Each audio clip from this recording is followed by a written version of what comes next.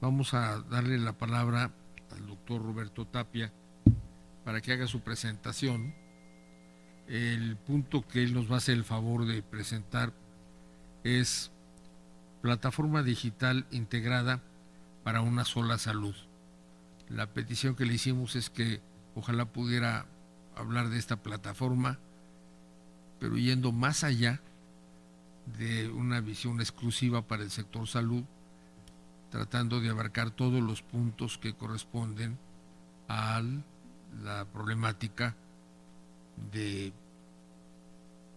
del bienestar de los ecosistemas. En fin, doctor Roberto Tapia, si es tan gentil de hacernos el favor de hacer su... Muy bien. Bueno, pues muchas gracias por la invitación al doctor Juan Garza y saludo a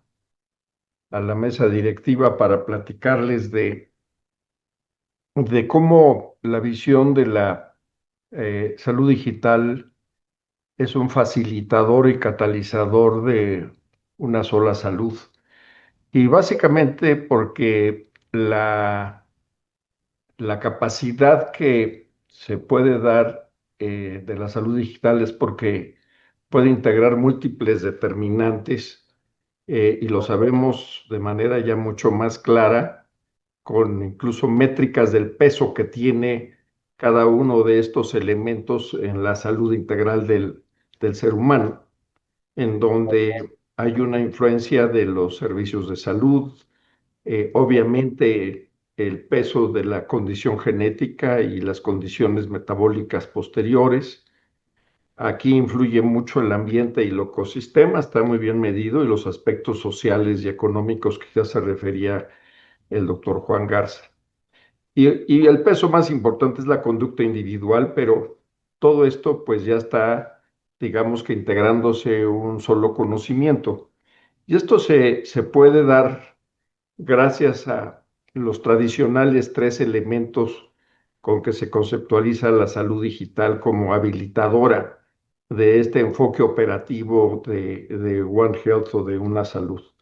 No es fácil el hacer la visión, y ya el doctor Juan Garza lo presentó en una de sus láminas, la visión de independencia de las áreas, pero que finalmente hay una gran interacción. Y lo que sí sabemos hoy es que uno de los elementos es esa revolución del conocimiento, y ese conocimiento está en estas áreas justamente porque nos permite ampliar la mirada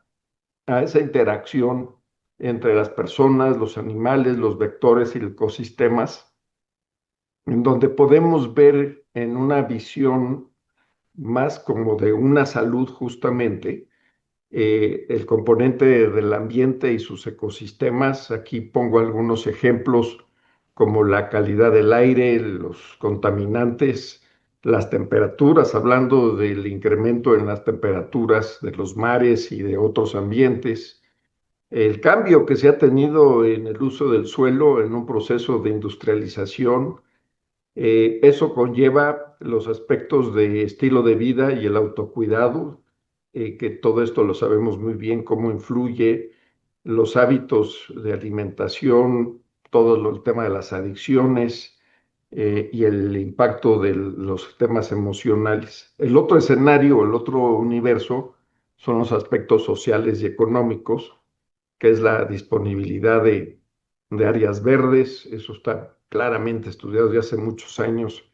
el que en las zonas urbanas donde no hay espacios de convivencia, entre otras cosas, espacios deportivos, espacios verdes, hay mayor violencia, por ejemplo, que eso se lleva a los temas de inseguridad. Y la interacción con animales y vectores, y todo esto visto desde una salud con sistemas conectados, y que lo podemos ver con un impacto muy claro en la génesis de las enfermedades infecciosas y zoonóticas, de lo que estamos viendo cada vez más de la resistencia antimicrobiana, el vínculo con los problemas neoplásicos, la salud mental y algunos otros eventos de impacto del ambiente hacia el ser humano. El otro aspecto es la capacidad que hoy tenemos de la revolución de la conectividad y la capacidad tecnológica. Y esto es lo que facilita, lo que es catalizadora de la visión, de la anticipación y la integración. Y aquí podemos ver cómo podemos sumar los elementos propios que recolectamos de la salud humana, desde la vigilancia epidemiológica, el laboratorio, los aspectos de los expedientes médicos electrónicos, es decir, toda la información que se tiene, que cada vez es más abundante y con mayores facilidades de obtener sobre la integración de un diagnóstico de la salud humana. Pero también podemos hoy, gracias a sistemas de información que se han generado en la salud animal y las zoonosis, y conocer las condiciones de vida y de riesgo de los animales domésticos y su capacidad y los elementos de producción, así como la fauna silvestre, los ambientes, la parte de métricas de la calidad del aire, del agua, y de toda la biodiversidad. Y obviamente la parte de vectores, alimentos y condiciones del suelo, que todo esto véanlo como esa entrada de información que gracias hoy, y voy a tocarlo más adelante, a las capacidades analíticas que se tienen, es el poder cargar, el poder almacenar y poder llevar este proceso analítico para tener estas salidas, que es la posibilidad de anticipar las crisis sanitarias y los brotes, el que también trabajemos en el campo de la prevención y control de zoonosis, las visiones que se tienen en torno a una alimentación mucho más sostenible y segura, y la protección hacia estos riesgos ambientales que ya hemos comentado. Este es un diagrama muy completo, muy amplio, donde podemos ver la importancia y el método de cómo sumar esta información. Ya no es digamos, en el planteamiento conceptual, sino ya en el componente operativo de cómo los sistemas hoy de información, que cada vez son más robustos, podemos tener este tipo de análisis. Esto es ya una visión mucho más integral. También hay otro, aquí tengo un ejemplo, por ejemplo, de la influenza aviar, que sin duda en lo personal se garantiza, y COVID-19 es lo mismo, pero quise ponerlo de influenza aviar con la visión de las nuevas cepas que tuvimos el año pasado, en donde tenemos distintos fuentes de señales, digamos, las señales desde la perspectiva animal, con los brotes en las aves de corral, la observancia y mortalidad de aves silvestres, y sobre todo este conjunto de sistemas que manejan en nuestro país, en la SICA y otras instituciones, de la vigilancia avícola y veterinaria. Pero también tenemos otras fuentes de señales, como son todo este estudio que se hace en las distintas instituciones de nuestro país sobre las rutas migratorias, la medición y condiciones que estamos teniendo de vulnerabilidad climática, el nivel de humedad, las corrientes de aire y sobre todo sitios donde hay ciertas producciones. Y aquí estoy colocando solo la parte avícola, pero lo mismo aplicaría para otro tipo de animales. Y tenemos obviamente las señales humanas, la exposición ocupacional, por eso en este caso, en la influenza aviar, pues quienes están en el trabajo del cuidado de estas zonas de producción animal, pues son objeto de una vigilancia especial, vigilando sus sistemas respiratorios y obviamente el laboratorio. Y todo esto lo llevamos a una plataforma integrada que nos permite, gracias a la interoperabilidad, que cada vez se debe de ir fomentando más, incluso ya los softwares que hay de georreferenciación para las capas de riesgo, que nos dan hoy, y voy a explicarlo un poquito más adelante, patrones de comportamiento y por lo tanto modelos predictivos. ¿Y esto qué nos da? Pues nuevamente la detección temprana de zonas de riesgo, la priorización de las acciones, las alertas para la transmisión interespecie y sobre todo esta parte que apuntaba muy bien el doctor Juan Garza, que era esta visión y respuesta integrada de la salud, la parte agrícola, ambiental y veterinaria. Entonces, ¿cómo podemos ver a las plataformas digitales? Es como la visión de una vigilancia integrada, con dos rubros, o sea, la salud humana, animal y el ambiente, bajo dos aspectos. La anticipación de riesgos sanitarios, que ya los he comentado y que aquí quedan otra vez explícitos, y la vigilancia integrada de zoonosis y resistencia antimicrobiana, como tal vez es esa epidemia en formación latente progresiva que se está dando en la resistencia a los antibióticos y otros temas de riesgo para la población humana y que está vinculado a las poblaciones de animales y de otros vectores. Y aquí podemos ver otra de las ventajas, que es incorporar el contexto social. El contexto social hoy en día nos está dando un valor agregado extraordinario para conocer las condiciones de vulnerabilidad de las personas, más allá de su relación íntima en su ambiente, digamos, desde la perspectiva humana con la parte animal y los ambientes, es ese nivel de vulnerabilidad social que tiene la persona. Por ejemplo, el nivel de migración, de acceso a salud, la capacidad que tiene de desarrollarse intelectualmente,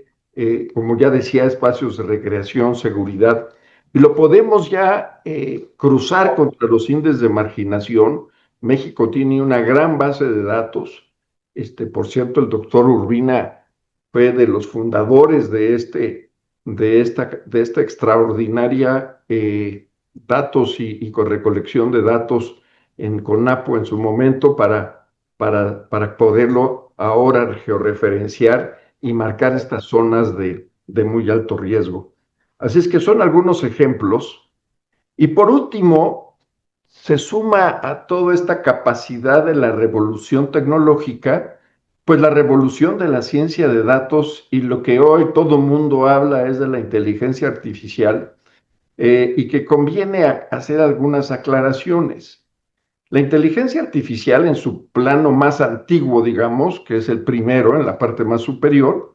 pues ese está desde los años 50 con una serie de algoritmos y literalmente está claramente definido como esas técnicas de computación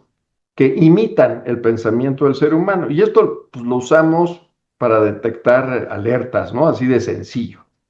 Viene ya algo mucho más de los últimos años, que es el aprendizaje del machine learning,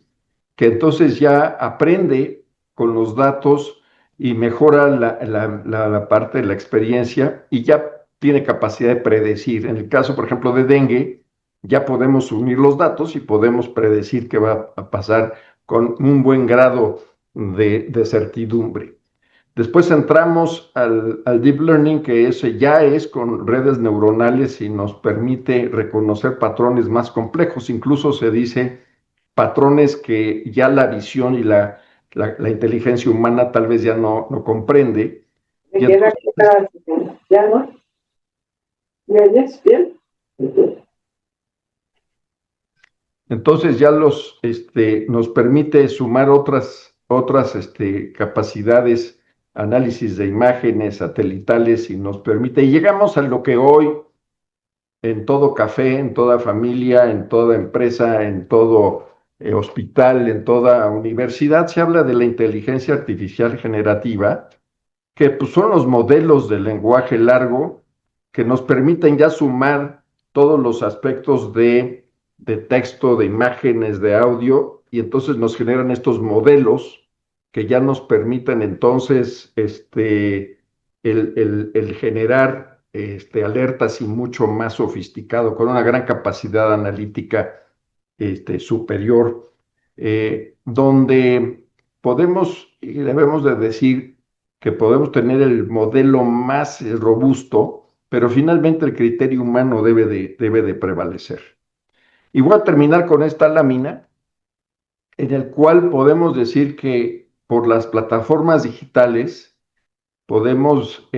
favorecer esta visión más integrada de una salud, de